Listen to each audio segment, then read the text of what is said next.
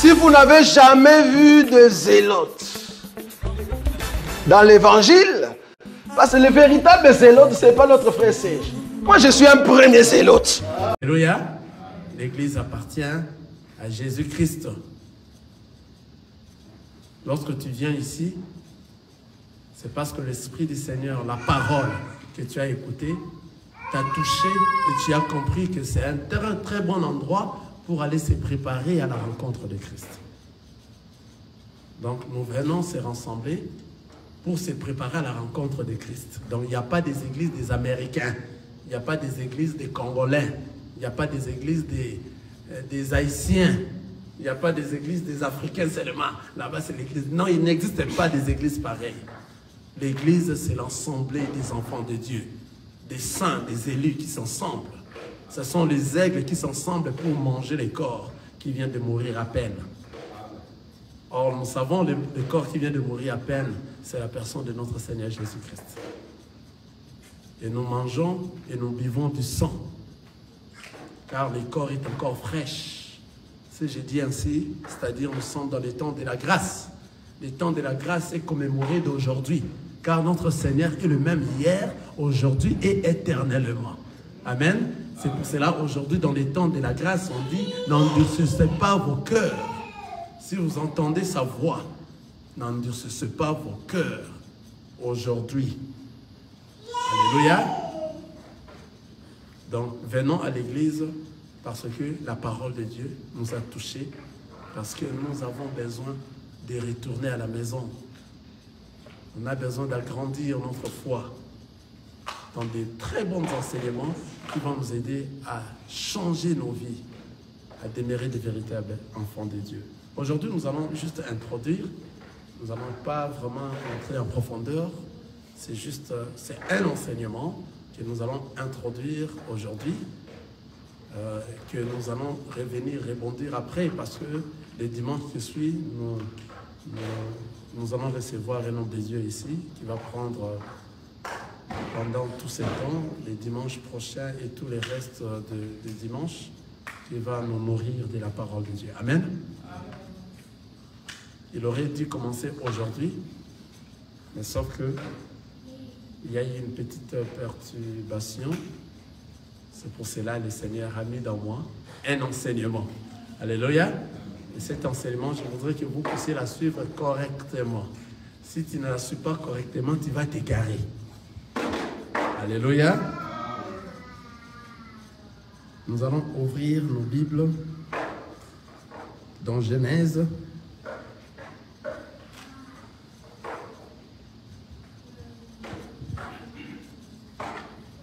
Genèse chapitre 3, le verset 16. Aujourd'hui, nous allons parler que de grandes lignes. Alléluia.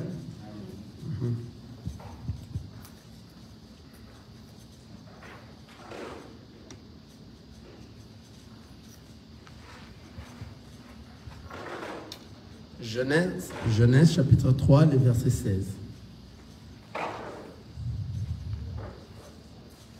Que le frère Chai nous donne la lecture. Nous sommes dans le livre de Genèse chapitre 3, le verset 16, et nous lisons le Suivez très bien, suivez très attentivement parce que ça c'est un enseignement. C'est différent de l'exhortation. Amen. Mais tant bien que nous pourrons aussi exhorter dans l'enseignement, mais ici c'est un enseignement qui commence et si Dieu fait grâce, nous allons la finir après que notre frère vienne intervenir. Alléluia. Genèse chapitre 3, le verset 16, et nous lisons le récit. Il dit à la femme, j'augmenterai la souffrance de tes grossesses, tu enfanteras avec douleur, que le désir se porteront vers ton mari, mais il dominera sur toi. Amen. Amen. Il dit à la femme, j'augmenterai la souffrance de tes grossesses. Tu enfanteras avec douleur et tes désirs se porteront vers ton mari.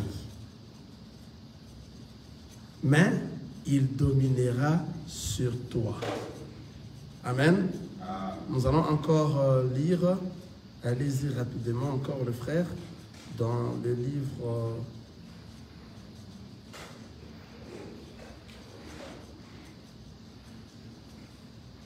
de Galates, chapitre 5. Avant d'arriver dans les livres des Galates, nous irons dans le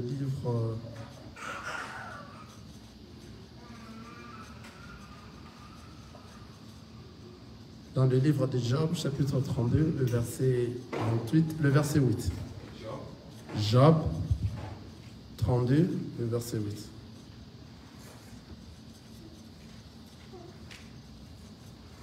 Job 32, le verset 8. C'est l'Alliance. Nous lisons de Jésus. Mais en réalité, dans l'homme, sur l'esprit, le souffle du Tout-Puissant qui donne l'intelligence. Mais en réalité, dans l'homme, c'est l'esprit, le souffle du Tout-Puissant qui donne l'intelligence. Quelqu'un est avec moi? Amen. Suivez très bien. Nous avions commencé dans le livre de Genèse, chapitre 3, le verset 16, qui nous a dit, il dit à la femme, j'augmenterai la souffrance de tes grossesses. Tu enfanteras avec douleur et tes désirs se porteront vers ton mari, mais il dominera sur toi. Amen. Et nous avions lu Job, chapitre 32, le verset 8, qui nous dit, mais en réalité, dans l'homme, c'est l'esprit, le souffle de Tout-Puissant qui donne l'intelligence. Je vais vous épargner de la première partie de cette lecture de Genèse chapitre 3, parce qu'il dit, chapitre 3, le verset 16, qui dit, il dit à la femme, j'augmenterai la souffrance de tes grossesses. Tu enfanteras avec douleur. Amen. Amen. Ici, nous allons revenir cette partie-là. La partie qui va m'intéresser, c'est cette deuxième partie. Et tes désirs se porteront vers ton mari, mais il dominera sur toi. Parce que la première partie-là, ça nous parle de l'augmentation de la douleur. Alléluia. C'est-à-dire, la femme accouchait déjà avec douleur avant. Amen. Avant. Mais le Seigneur a dit qu'il va augmenter la douleur de la femme. Ici, nous sommes en train de voir l'augmentation de la douleur interviendra dans la grande tribulation. Ah, je veux que quelqu'un soit avec moi. Parce que nous, qui sommes l'épouse, qui sommes la femme, à ce moment ici, nous avons des tribulations. On a des tribulations, c'est-à-dire, les diables rôdent tout autour de nous, cherchant qui dévorer. Et ça nous crée des tribulations. Mais cette tribulation n'est pas la grande tribulation. C'est-à-dire, il arrivera un moment où ces tribulations, ceux qui vont rater l'enlèvement, vont rencontrer la grande tribulation. Vous comprenez? C'est à ce moment ici que la Bible est en train de dire ici, j'augmenterai la douleur. Quelqu'un voit ça? La douleur sera augmentée quand? Dans la grande tribulation. Mais pendant ce temps ici, la femme est en train de connaître des tribulations. Il y a une différence entre la grande tribulation et la tribulation. Il y a une différence entre la douleur et augmentation des douleurs. Quelqu'un voit ça? C'est pour ça que je vous ai dit, je vous épargne pour cette partie-là. Nous allons en revenir. Alléluia. Ce qui est plus important aujourd'hui pour nous, c'est la deuxième partie qu'on a dit. Je suis toujours dans Genèse chapitre 3, le verset 16. Et tes désirs se porteront vers ton mari, mais il dominera sur toi. Ici maintenant, nous voulons savoir qui réellement on est en train de parler ici. Qui est réellement la femme et qui est réellement les maris. Amen. Je suis dans la joie de voir maman Iquette. Que le Seigneur te bénisse. Voilà. Donc, c'est-à-dire, cet désir-là qui va se porter, qui se porteront à ton mari. Nous allons savoir ce mari-là, en réalité, c'est qui. Et c'est qui cette femme qu'on est en train de parler ici. Amen. C'est pour cela que nous sommes allés dans le livre de Job. Job, chapitre 32. Je ne serai pas long aujourd'hui, c'est juste une introduction. Et ça va vous éclaircir déjà de ce que nous aurons lorsque nous aurons à développer. Job, chapitre 32, le verset 8 nous a dit « Mais en réalité, dans l'homme, c'est l'esprit, les souffles de Tout-Puissant qui donne l'intelligence. » C'est-à-dire, dans l'homme, ce qui est réel, c'est l'esprit, n'est-ce pas? Quel est cet esprit? C'est le souffle du Tout-Puissant. C'est cet esprit-là qui donne l'intelligence. Ici, je n'ai rien parlé, je n'ai fait que répéter les Écritures. Amen.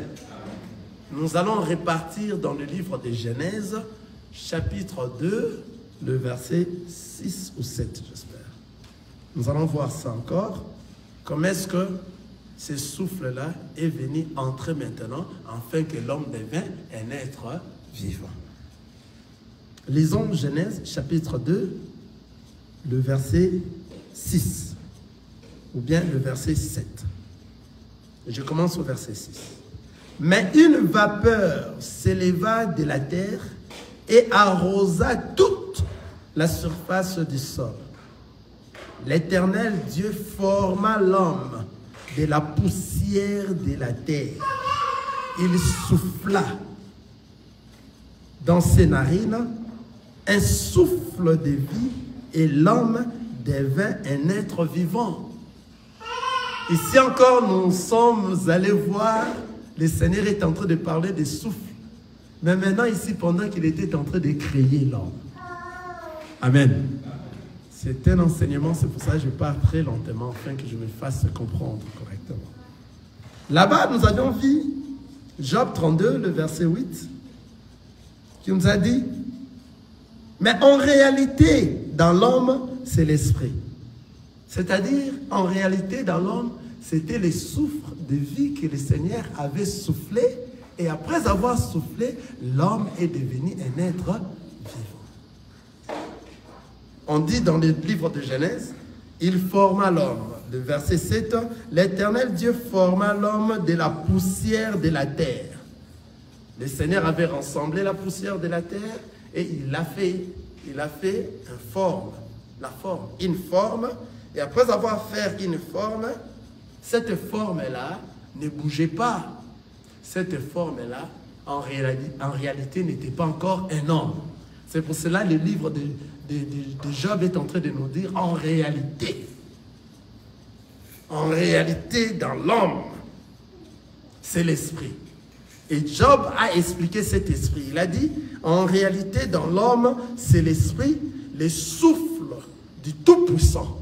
Ah, c'est-à-dire l'homme, le véritable l'homme dans l'homme, c'est le souffle du Tout-Puissant. C'est ça l'esprit. Alléluia. Dans l'esprit là, c'est ça l'homme. En réalité, dans l'homme, c'est l'esprit. Et Job a expliqué, le livre de Job a expliqué, les souffles du Tout-Puissant qui donnent l'intelligence. C'est-à-dire, pour que toi tu aies l'intelligence, tu dois avoir le souffle. Or, ce souffle-là, c'est l'esprit. Or, cet esprit-là, c'est l'homme.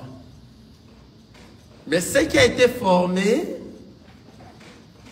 ce que nous dit Genèse, l'Éternel Dieu forma l'homme de la poussière de la terre. Il a donné une forme de la poussière de la terre qu'il avait réunie. Cette poussière-là, si longtemps on n'avait pas encore soufflé le souffle de vie qui va donner l'intelligence, qui sera en réalité l'esprit, cet homme-là, qu'on avait formé, la forme qu'on avait donnée sur la terre, ne sera pas un être vivant. Quelqu'un est avec moi? Je pars très lentement. Pour que l'homme devienne un être vivant, il faut réellement qu'il soit l'esprit. Parce que l'esprit, c'est le souffle du Tout-Puissant qui donne l'intelligence. Nous rentrons maintenant dans le livre de Genèse, chapitre 3. Nous allons voir maintenant qui est ce mari-là. Et qui est cette femme qu'on est en train de parler. Chapitre 3, le verset 16. Il dit à la femme, « J'augmenterai la souffrance de tes grossesses, tu enfanteras avec douleur, et tes désirs se porteront vers ton mari, mais il dominera sur toi. » Le mari de la femme ici, c'est ça l'homme.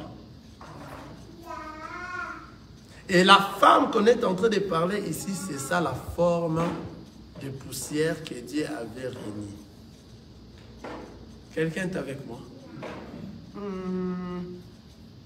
Donc la forme de poussière que Dieu avait réunie, c'est ça la forme, c'est ça la femme. Mais le mari, c'est le souffle. Pourquoi? En réalité, dans l'homme, c'est l'esprit. Avant que l'esprit soit... Donc, l'esprit, c'est le souffle du Tout-Puissant. C'est ce qui fait que toi, tu deviens un être vivant. C'est-à-dire, ce souffle du Tout-Puissant n'est pas donné à tout le monde. Quelqu'un voit ça? Ce ne sont que ceux-là qui ont reçu le Seigneur Jésus-Christ comme Seigneur et Sauveur qui ont ce souffle-là. Tous ceux qui ne l'ont pas reçu sont restés encore de la poussière. Parce que la poussière, la forme qu'on avait créée, cette forme-là ne bougeait pas. Avant que cette forme devienne un être vivant, la parole de Dieu nous dit ceci. Regardez, suivez. Vous constatez que la parole nous dit, l'Éternel Dieu forma l'homme de la poussière de la terre. Il souffla dans ses narines un souffle de vie et l'homme devint un être vivant. Donc, le souffle de vie, c'est ça l'homme qui est introduit maintenant dans la poussière, dans la main de poussière que le Seigneur avait formée. C'est ainsi que maintenant l'homme est devenu un être vivant. Qu'est-ce que je vais dire par là? C'est-à-dire, ici, on ne nous parle pas de la femme physique comme ça et de l'homme physique comme ça et l'homme et la femme physique. Non. Amen. Ici, on est en train de nous parler de ta chair qui est la main, la formation de la poussière que Dieu avait formée et du souffle de vie qui est l'esprit qui est dans toi, qui est l'homme. C'est-à-dire la chair, c'est ça la femme, et l'homme qui est à l'intérieur de toi, c'est ça l'esprit. Maintenant, en réalité, dans toi, c'est l'esprit, c'est l'homme qui est dans toi qui doit dominer la chair. Quelqu'un voit ça? Parce que la chair, pour que la chair, que tu deviennes un être vivant, il faut que toi tu reçoives le souffle du Tout-Puissant. C'est ce qui fera de toi que tu es devenu un être vivant. Maintenant, en réalité, dans toi, ce n'est pas toi. Ce n'est pas cette chair que nous voyons ici. Ce qui est dans toi, c'est ce qui est toi. Maintenant, ce qui est dans toi, c'est le Seigneur Jésus-Christ. C'est-à-dire ici, nous prenons et des femmes et des hommes. Tel que tu es là, mon frère, tel que tu es là, ma soeur, tu as l'homme et dans toi, tu as aussi la femme. Je me suis fait comprendre? C'est-à-dire, lorsqu'on nous a dit dans Genèse chapitre 3, qui nous dit dans le verset 16, « Et tes désirs se porteront vers ton mari, mais il dominera sur toi. » Le mari ici, c'est l'homme qui est dans toi, le Seigneur Jésus-Christ, l'Esprit de Dieu. Attention, ici nous parlons des enfants de Dieu qui ont réellement reçu les Seigneurs Jésus-Christ. Parce que la Bible nous dit, c'est lui qui a les Christ, c'est lui qui a les fils, a la vie, c'est lui qui n'a pas de fils, n'a pas de vie. Or, le fils, c'est le Seigneur Jésus-Christ. Le fils, c'est le souffle de vie que toi, tu as reçu dans toi. Tout enfant de Dieu, dans lui, il y a l'homme et il y a la femme. La femme, c'est la chair et l'homme, c'est l'esprit. Maintenant, tous les désirs de la femme se porteront auprès de son homme, qui est son mari. C'est-à-dire, tel que je suis là, l'homme qui est dans moi, c'est lui qui doit dominer maintenant la chair qui est dehors. Alléluia. C'est lui l'homme, c'est lui le mari de la chair. Ici, je vais aller lentement. Parce que si j'essaie ici, vous allez vous perturber. C'est-à-dire, le véritable, ou bien la véritable femme de l'homme, c'est ta chair. Tous les désirs de ta chair se porteront sur l'homme, sur ton mari, qui est l'homme, qui est l'esprit. En réalité, dans l'homme, c'est l'esprit. Tout désir de ta chair se porteront. Maintenant, l'homme, le mari, doit dominer sur sa femme. C'est-à-dire le mari qui est l'homme, le Seigneur Jésus-Christ qui est dans toi, c'est lui qui doit dominer sur ta chair. La chair ne peut pas dominer sur l'homme. C'est-à-dire c'est l'homme qui doit être supérieur à la chair, c'est l'homme qui a l'autorité sur la chair.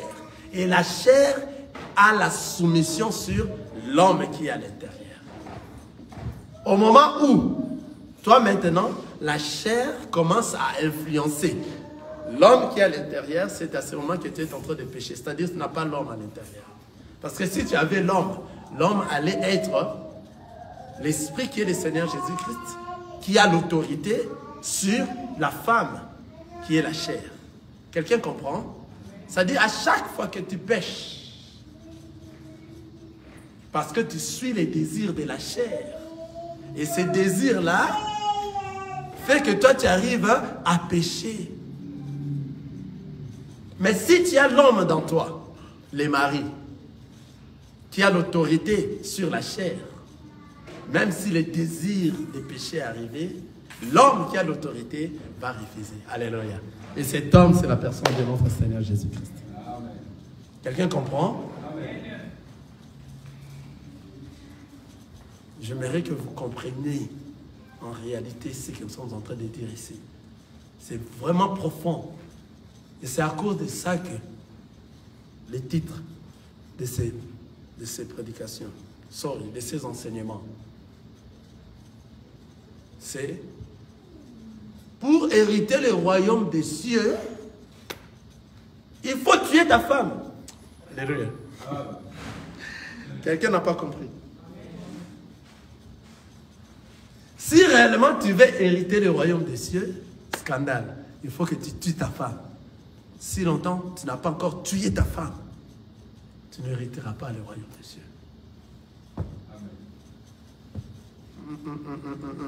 Amen. Je trouve qu'il y a encore à donner encore beaucoup d'explications. Parce que là-bas, il fallait que j'écoute des amens. Ta femme, en réalité, c'est ta chair qui te conduit à faire le mal, qui te conduit dans le péché. C'est ta chair qui a des désirs, les désirs de ce monde, et que tu arrives à satisfaire ta femme. Parce que tous les désirs de la femme doivent se reposer sur son mari. Alléluia. Maintenant, si toi, tu commences à suivre tous les désirs de la chair pour satisfaire la chair, c'est à ce moment que toi, tu vas rater le royaume des cieux. Maintenant, pour que toi, tu ne rates pas le royaume des cieux, il faut tuer la chair. C'est ce que nous disons. Les choses anciennes sont passées. Maintenant, tu es devenu une nouvelle créature. Pourquoi? Parce que tu n'es plus influencé par ta chair. Tu es devenu une nouvelle créature. En réalité, dans toi, c'est l'Esprit, c'est le Christ maintenant qui vit dans toi. Amen. Galates chapitre 5, le verset 16. Le verset 16. Galates. Allons-y dans les livres de Galates.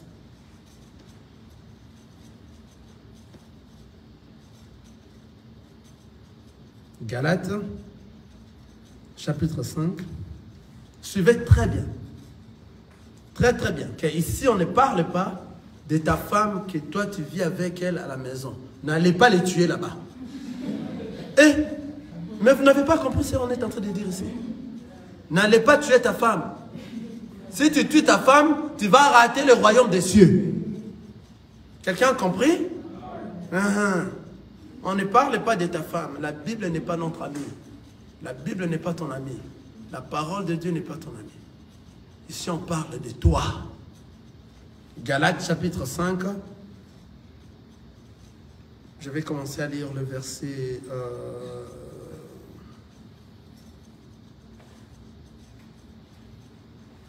le verset 17. Ou bien, je commence au verset 16. J'ai dit donc, marchez selon l'esprit, et vous n'accomplirez pas les désirs de la chair. Or, Job nous a dit, en réalité, dans l'homme, c'est l'esprit. Et il a expliqué cet esprit-là, c'est quoi? C'est le souffle du Tout-Puissant. Or, en Genèse, nous avions vu que lorsque Dieu est en train de former l'homme, pour que l'homme devienne un être vivant, il fallait qu'il souffle le souffle de vie, afin que l'homme devienne un être vivant. Et ici, il nous dit quoi? Il dit, je te dis donc, marchez selon l'esprit, et vous n'accomplirez pas le désir de la chair. C'est-à-dire, un homme qui marche selon l'esprit, c'est une femme qui est en train d'être soumise à son mari. Quelqu'un comprend ça? Donc, une femme qui est soumise à son mari, vous avez compris les élus, que réellement son mari, c'est l'esprit qui est à l'intérieur, et la femme, c'est la chair qui est à l'extérieur. Car la personne qui suit la chair qui est à l'extérieur, cette personne-là ne verra pas Dieu, car la chair nous emporte à beaucoup de désirs. La Bible nous dit, je te dis donc, marchez selon l'esprit. Or, en réalité, dans l'homme, c'est l'esprit. Cet esprit-là, c'est qui? C'est le Christ qui vit dans toi. Marchez maintenant selon l'esprit.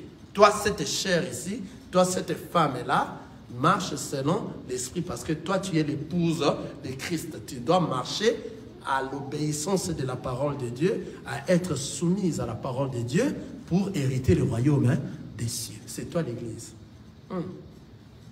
D'accord. Donc, si tu marches selon l'esprit, c'est ainsi que toi, tu vas hériter le royaume des cieux. Ça continue.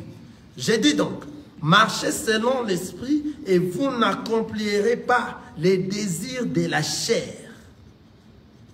Car c'est la chair qui a beaucoup de désirs. La chair qui est la femme, qui apporte beaucoup de désirs. Le bien de ce monde, les choses de ce monde. Pourquoi? Parce que la chair est de cette terre. La chair ne vient pas du ciel. Ce qui est venu du ciel, c'est le souffle de vie. On a lu Genèse. Dieu, au commencement, il a rassemblé quoi? Les poussières de la terre. Et il a donné la forme. Comme c'est lié à la terre, la chair a toujours désir des choses de la terre. Maintenant, si toi tu suis la chair qui est ta femme, ça va t'amener où? Tu gardes ta réponse. Ça dit quoi?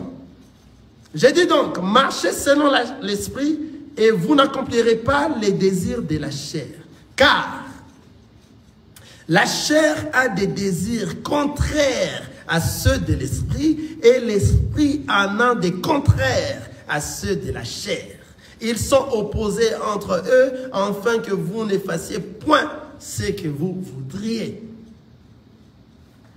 Comme vous, en réalité, c'est l'esprit, c'est le Christ, vous devez marcher selon l'esprit. C'est-à-dire la chair qui est la femme de l'épouse, qui est l'esprit, de l'époux qui est l'esprit, la chair doit rester soumise à l'époux qui est le Christ. C'est-à-dire, tout ce que toi tu dois faire dans ce monde et que la chair est en train de t'envoyer de le faire, qui n'est pas bon, comme toi tu as un mari dans toi, ce mari va l'empêcher, ne le fais pas.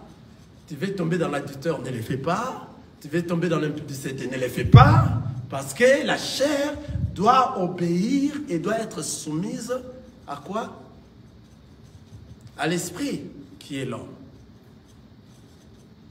Si tu te laisses séduire par les désirs de la chair, c'est à ce moment que toi, en réalité, tu n'as pas l'homme. Tu es une poussière qui a été formée, mais qui n'a pas réussi le souffle de vie. Quelqu'un comprend ça? En d'autres termes, la chair est faible. Mais c'est l'esprit qui est fort. En réalité, la chair est faible. Pourquoi la chair est faible? Pourquoi? Parce que toute chair qui n'a pas l'esprit, qui n'a pas le souffle de vie, le Christ n'est pas à l'intérieur. Quelqu'un comprend?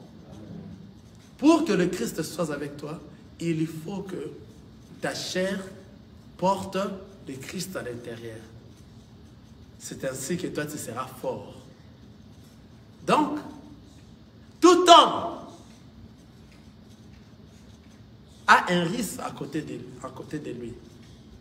Tout homme dans toi a un risque à côté de lui. Quel est ce risque? C'est sa femme. Sa femme, c'est qui? C'est la chair. Et cette chair-là peut te faire glisser et toi, tu vas rater le royaume des cieux.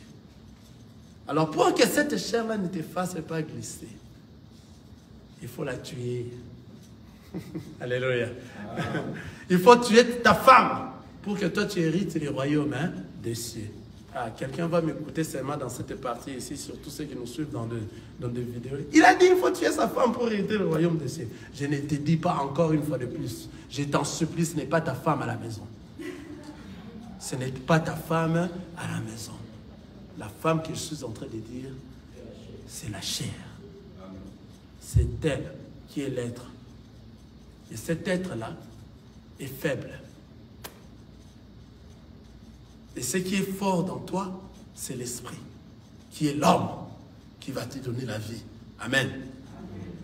C'est pour cela, au commencement était la parole, qui est l'homme, qui est l'esprit, et la parole s'est fait chair.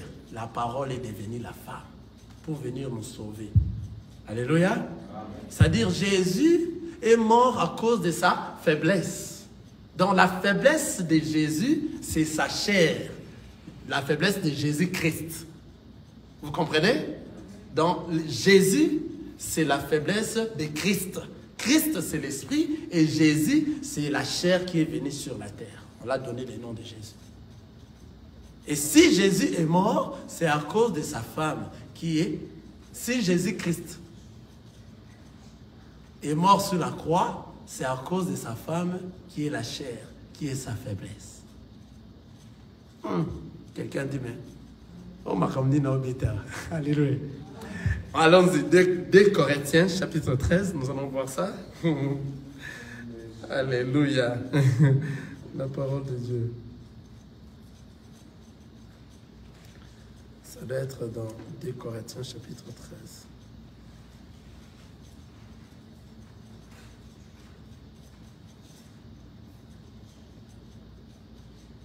On va chercher les versets.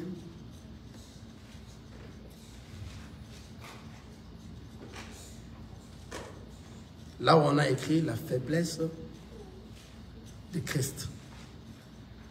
Si Dieu est mort, c'est écrit dans la Bible, à cause de sa faiblesse. Ils sont en train de chercher ça. Nous allons chercher ça. Le Seigneur nous aide. 2 Corinthiens, chapitre 13. Ça doit être chapitre 13. Le verset 4. Merci. Suivez très bien. Parce qu'à cause de cette chair-là, à cause de ta femme, Maman Malo, à cause de ta femme, tu vas perdre le royaume des cieux. Alors, pour que toi, tu ne perdes pas le royaume des cieux, il faut que tu tues ta femme. Tu es ta femme, c'est ta chair. Renouveler maintenant, vivre une nouvelle créature. C'est-à-dire, l'homme ancien est mort, maintenant tu es devenu une nouvelle créature en Jésus-Christ. Écoutez, 2 Corinthiens chapitre 13, le verset 4, Amen. La Bible nous dit ceci, la parole de Dieu. Car il a été crucifié à cause de sa faiblesse, mais il vit par la puissance de Dieu. Nous aussi, nous sommes faibles en lui, mais nous vivons avec lui par la puissance de Dieu pour agir envers vous. Ah! Le Seigneur de Christ a été crucifié à cause de sa faiblesse. Maintenant, on a compris c'est quoi sa faiblesse? C'était la chair. Quelqu'un voit ça? Parce qu'il s'est rendu comme toi et moi pour nous sauver. Et c'est à cause de cette faiblesse-là, de la chair, que le Seigneur est allé mourir sur la croix afin que nous puissions voir la vie. Quelqu'un voit ça? C'est-à-dire, tout homme qui marche, sache qu'en réalité, en lui, le Christ, l'Esprit, doit régner et doit dominer la chair. Et la chair, c'est la femme. La chair qui est faible, c'est cette chair-là qui nous donne des désirs de tomber dans beaucoup de choses. C'est pour cela, dans Galates, on nous a prescrit tous ces désirs jusqu'en bas. Alléluia. Et Galates est en train de nous parler. Tous ceux qui vont tomber dans ces choses. Allons dire. Galates chapitre 5. Galates chapitre 5.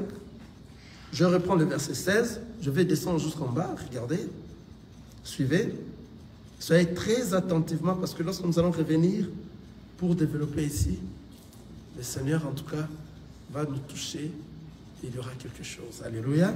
Et nous aurons une connaissance élargie. Il dit donc, marchez selon l'esprit et vous n'accomplirez pas les désirs de la chair. Car la chair a des désirs contraires à ceux de l'esprit et l'esprit en a des contraires à ceux de la chair. Ils sont opposés entre eux afin que vous ne fassiez point ce que vous voudriez. Si vous êtes conduit par l'esprit, vous n'êtes point sous la loi. Or, les œuvres de la chair sont manifestes. Ce sont l'impudicité, l'impureté, la dissolution, l'idolâtrie, la magie, les inimitiés, le querelle, les jalousies, les animosités, les disputes, les divisions, les sectes, l'envie, l'ivrognerie, les excès de table et les choses semblables.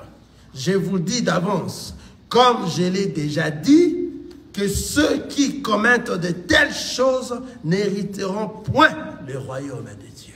Amen. Si vous suivez les désirs de la chair et que vous êtes dans toutes ces choses ici, parce que vous avez suivi votre femme, vous n'hériterez pas le royaume de Dieu. Maintenant, pour que cette femme-là arrête de te déranger, il faut la tuer. Si tu ne la tues pas encore, tu es resté pécheur. Le Christ ne peut pas vivre dans un corps où il n'y a pas, où la chair domine la personne. C'est-à-dire tous les désirs que nous venons de citer ici. Si toi, tu es encore dans ces choses ici, change ta vie. C'est ici qu'on a exhorté un peu. Change ta vie. Amen. Amen. Change ta vie. Je t'en supplie. Parce que c'est à cause de cette chair-là qui est ta femme.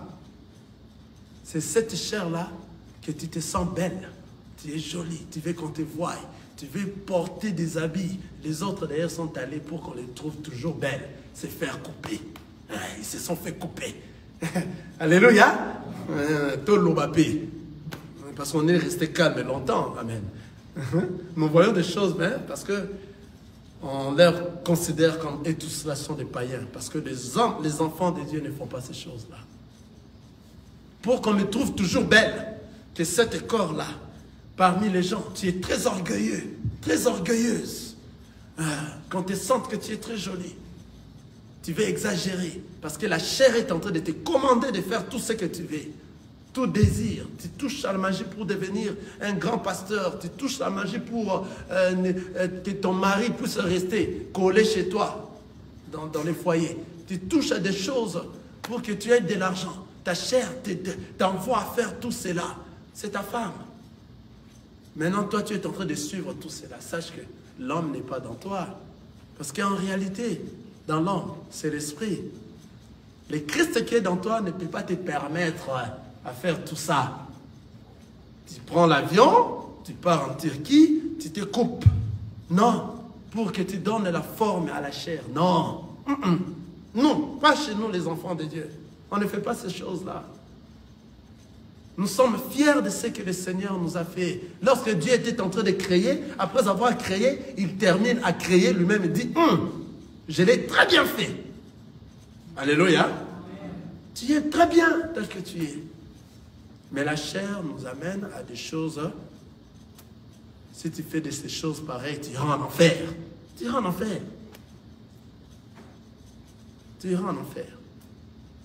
Tout ce que nous venons de citer ici, dans la parole de Dieu, si toi tu es dans, tu iras en enfer. Ce n'est pas moi qui dis ça.